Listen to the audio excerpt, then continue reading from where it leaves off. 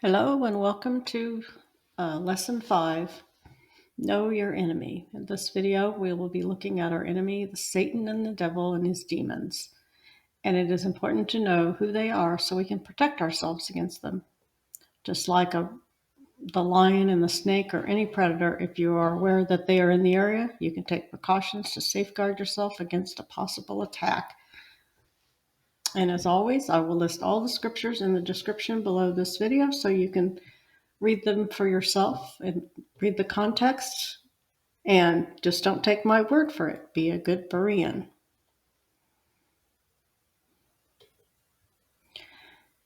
Satan, or the serpent, is a deceiver and a liar. His first deception was spoken to Eve in the garden. The lie is still being believed today. He is creating all kinds of deception today, even to the point that he has some believing he does not even exist. In Genesis 3, 1 through 15, tells that the one who will eventually strike Satan will be the coming Jesus. And Genesis 3:15, I will put an enmity between you and the woman, and between your seed and her seed, and he will crush your head, and you will strike his heel.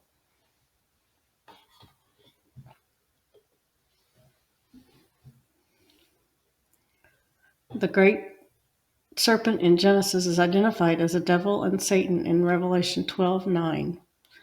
So the huge dragon, the original serpent, the one called devil and Satan, who is deceiving the whole world, was thrown down to the earth, and his angels were thrown down with him.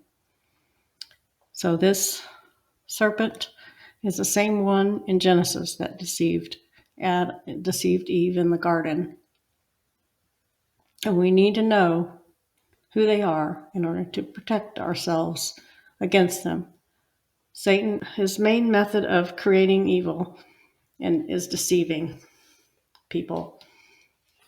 They are enemies of God. Therefore, if we follow God and Jesus, he is our enemy as well. We need to understand who he is and how he operates.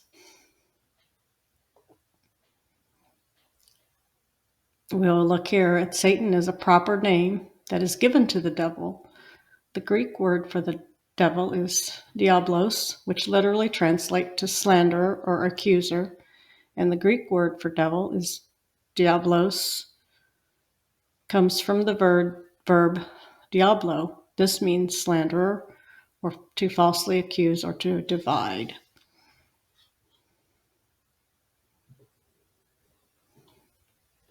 And the definition of Satan in Hebrew word is this word meaning adversary.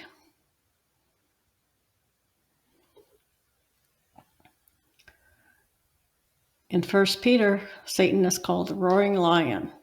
Be sober-minded and alert. Your adversary, the devil, prowls around like a roaring lion, seeking someone to devour.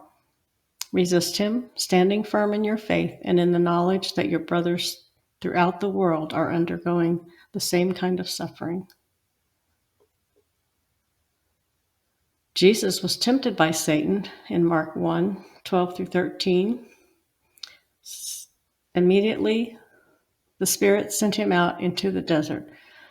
There he was tempted by Satan for 40 days. There he was with the wild animals, the angels, taking care of him. Satan tried to tempt Jesus 3 times, and he wanted Jesus to worship him, but Jesus refused.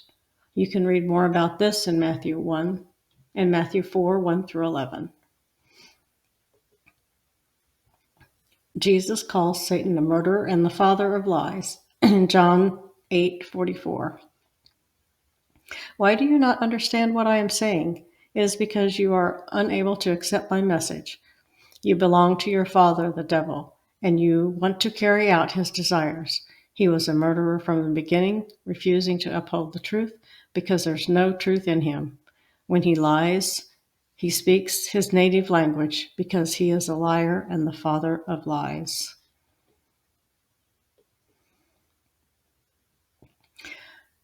Here, Satan is described as the god of this age. 2 Corinthians 4:4. In their case, the god of this age has blinded the minds of the unbelieving so that they would not see the light of the gospel of the glory of the Messiah, who is the image of God. In Jude 1:6, we see that angels can have free will, and they chose to disobey God. Angels who do not keep their positions of authority but deserted their own place. He has kept in everlasting change under complete darkness until the judgment of the great day. And here it shows where in Isaiah 14:12-15, where Satan had fallen from being an angel of God because he wanted to be above God, but he will eventually be destroyed.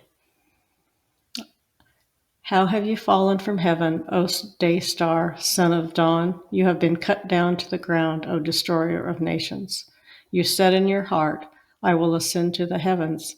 I will raise my throne above the stars of God, and I will sit on the mount of assembly in the far reaches of the north. And I will ascend above the tops of the clouds, and I will make myself like the Most High. But you will be brought down to Sheol, to the lowest depths of the pit. He doesn't have any chance. James 2:19, even the demons believe and tremble. You believe that God is one person, that is right, but even the demons believe that and tremble. So the demons are real beings that are afraid and tremble. They are afraid of God, just like we should be. Timothy warns us about the demonic spirits in 1 Timothy 4:1-2. Now the Spirit explicitly says that in the latter times some will desert the faith and occupy themselves with deceiving spirits and demonic teachings, influenced by the hypocrisy of liars whose consciences are seared.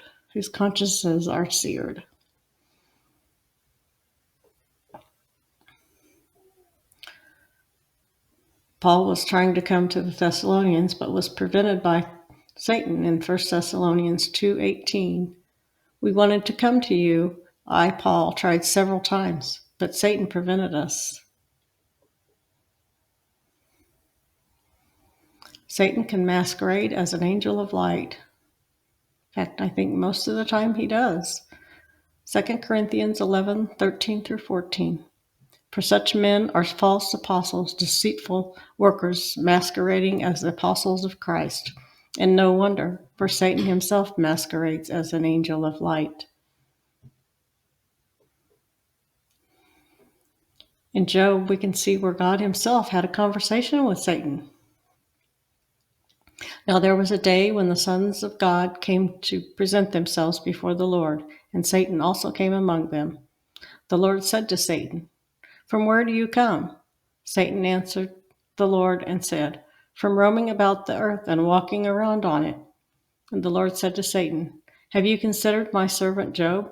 For there is no one like him on earth, a blameless and upright man, fearing God and turning away from evil. Then Satan answered the Lord, Does Job fear God for nothing? Have you not made a hedge around him and his house and all that he has on every side? You have blessed the work of his hands and his possessions, and have increased the land. But put forth your hand now and touch all that he has, and he will surely curse you and your face. Then the Lord said to Satan, Behold, all that he has is in your power, only do not put forth your hand on him. So Satan departed from the presence of the Lord. In Matthew 8:28, Jesus casts demons out of men and puts the spirits into the pigs. When he came to the other side of the country of the Gardenians, two men who were demon-possessed met him as they were coming out of the tombs. They were so extremely violent that no one could pass by that way. And they cried out, saying, What business do you have with with each other, Son of God? Have you come here to torment us before the time? Now there was a herd of many swine feeding a distance from them. The demons begged to entreat him, saying, "If you are going to cast us out, send us into the herd of swine."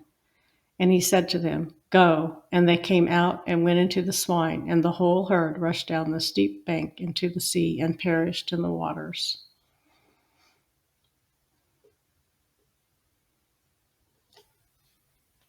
Jesus gave his apostles authority to cast out demons as well. He chose the 12 to be with him and to send them out to preach the gospel and to have authority to cast out demons.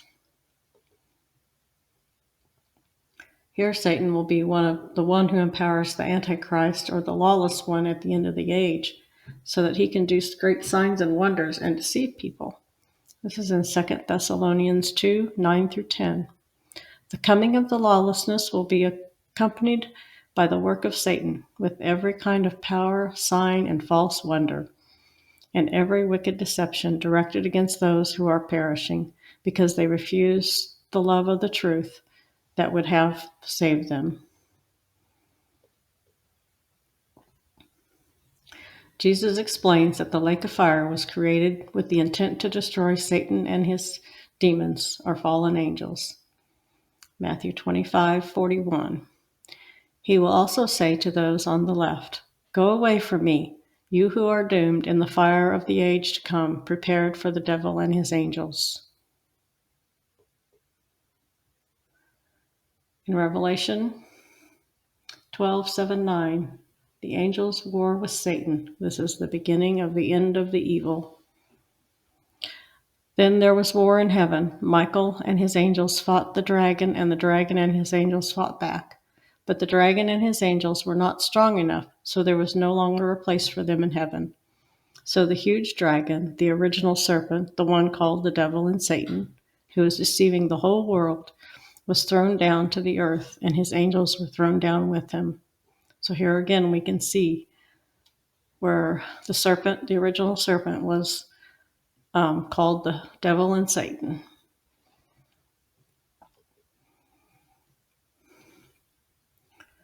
And this is where Satan will be bound for 1,000 years. Revelation 2:22-3. He seized the dragon, the original serpent, who was the devil and Satan, and bound him for 1,000 years.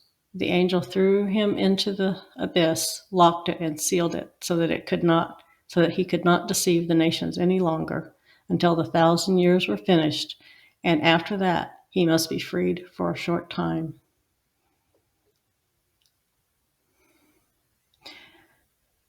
And then in Revelation 20:10, this is where the devil is finally destroyed for good. And the devil who deceived them was thrown into the lake of fire and sulfur, where the beast and the false prophet had been thrown earlier. They will suffer an anguished destruction lasting day and night to the ages of ages. So it's important that we understand Satan and his demons and who they are, so we can better protect ourselves against them, especially if we are alive at the end of the age during the reign of the Antichrist. If we are not, we need to pass this knowledge on to our children so they can protect themselves.